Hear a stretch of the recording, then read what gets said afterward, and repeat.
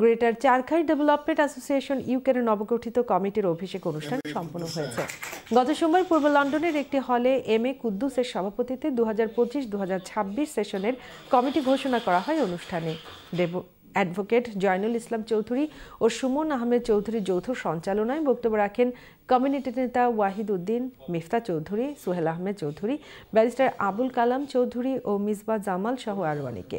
এ সময় নতুন কমিটিতে এম এ কুদ্দুসকে সভাপতি, হেলাল আহমেদ চৌধুরীকে সিনিয়র সহসভাপতি, অ্যাডভোকেট জয়নুল ইসলাম চৌধুরীকে সাধারণ সম্পাদক ও প্রফেসর শহীদুল ইসলাম চৌধুরী মিনুকে কোষাধ্যক্ষ হিসেবে ঘোষণা করা হয়।